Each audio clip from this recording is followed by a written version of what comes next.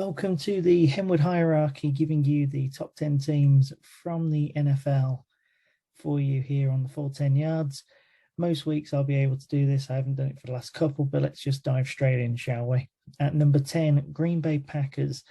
They had a good win against Pittsburgh. Realistically, it was one of which they should have won. Pittsburgh are not a team that are doing much really at the moment, and I don't expect them to. The win over the 49ers last week was far more impressive, really. It shows that the week one loss to New Orleans was definitely a mulligan. They seem in and around the conversation of top 10. Give it them now at least. I know that there are some Dallas fans, maybe some Raiders fans that feel like they should probably have the 10 spot, but I'm going to give it to Green Bay for now. Number 9, the Baltimore Ravens. It was a comfortable enough win against the Broncos. I didn't really see that going any other way either.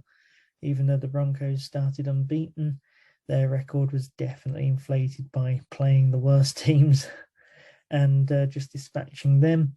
But once Teddy Bridgewater got injured, you knew that it was going to be Baltimore's week. The week before, where they let the Detroit Lions basically get in a position where they should have won, definitely makes me a little depressed on the Baltimore pick. So they are at 9. Number 8, the Seattle Seahawks. Now they've moved down a couple of spots simply because I feel like I maybe overinflated them last week. Good win against the 49ers this week. There's still a lot of questions, but they are questions that a top 10 team has. So there's no issue there. I think they're a good team. They're a good team. They're going to challenge for that NFC West top spot, at the very least for a playoff wild card. So, yeah, they deserve to be in around this sort of region. And this is where it starts getting really difficult. At number 7, I've got the Kansas City Chiefs not moving. Most teams in the top 10 have moved down a position this week. Kansas have not. I've kept them at 7, which should be classed as kind of like a rise in a way. The offense is explosive. Say what you want about the defense. There are lots of questions about the defense for the Kansas City Chiefs, even after their win against the Philadelphia Eagles, but they can score at will if you let them. Patrick Mahomes, 5 touchdowns. That's all you really need to say about that.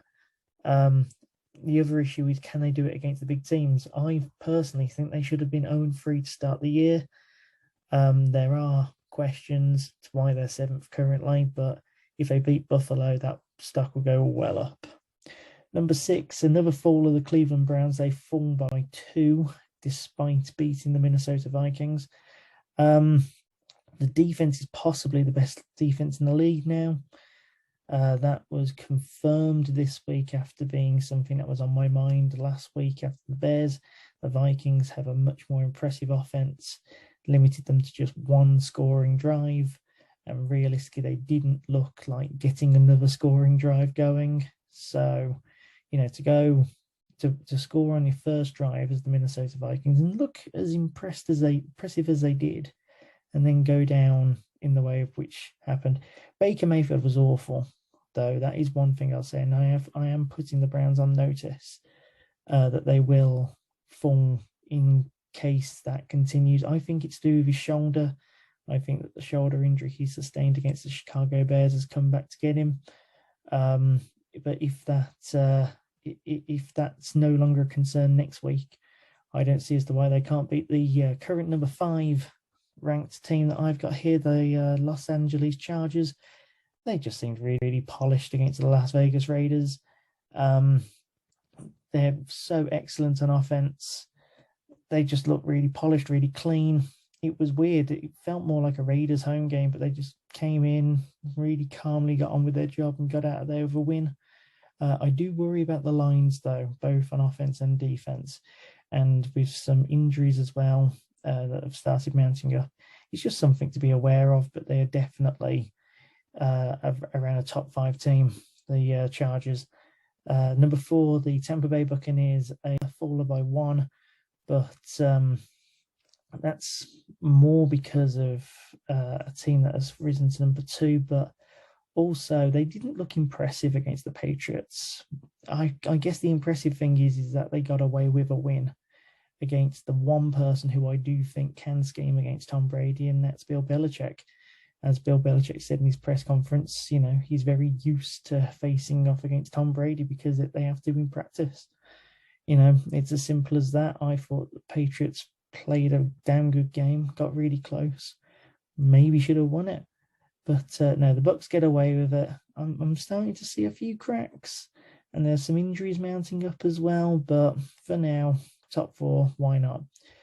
Number 3, and this was a faller I was not expecting to fall. The Los Angeles Rams have gone from number 1 to number 3 because of the team that I have at number 2, and I'll talk about them both at the same time. So number 2, the Arizona Cardinals. It was a humbling by the Cardinals against the Rams. I can't even explain it. You've got two phases of the Rams. The defense, first of all, was completely nullified by Kyler Murray's attack, and then the Rams defense, the Rams offense, which looks just so flowing and easy and all the rest of it, they couldn't do anything against the Cardinals pass rush. The Cardinals pass rush is mean, and I think that's what ended up working well for Arizona here. They're both fantastic teams. My head's been turned on the Cardinals. I had them ranked really low. They're an 11th place jumper this week.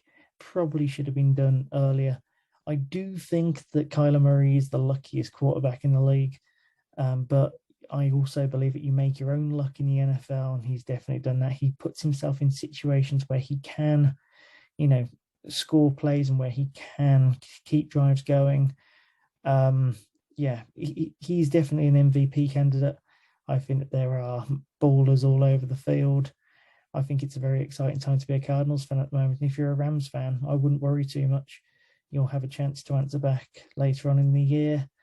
You've got a great team, and you should definitely still be hunting for that number 1 spot in the NFC, let alone the NFC West, and if not that, then definitely a playoff spot. And number 1, the Buffalo Bills. Who would have thought me saying that after their loss to the Pittsburgh Steelers in week 1? But I think that we can treat that as a mulligan now. They have 2 shutout wins this season already and beat Houston by 4-0, not 14. I jokingly said that this could be a shutout and a 27-point swing on the podcast, and had a few looks at me saying it was potentially harsh. Turns out the Bills are even harsher in real life. I know it's not as great teams that they're playing at the moment, but they are demolishing them. Anybody in their wake, they are just demolishing. So it's a lot of fun to watch. If they go in with that confidence against Kansas City, and they end up doing Kansas City, you could well see the statement that they have in terms of ruling the AFC and indeed the NFL. So that's my top 10 for this week. My power rankings will also be out on full10yards.co.uk a little later on today, Tuesday the 5th. Check it out on Twitter and the other social handles as well. And don't forget that our review podcast is out on Tuesday tonight, live from 8 p.m. It'll be on all your streaming platforms a little later on as well, Wednesday morning at the earliest. And have a good week, and see you next week.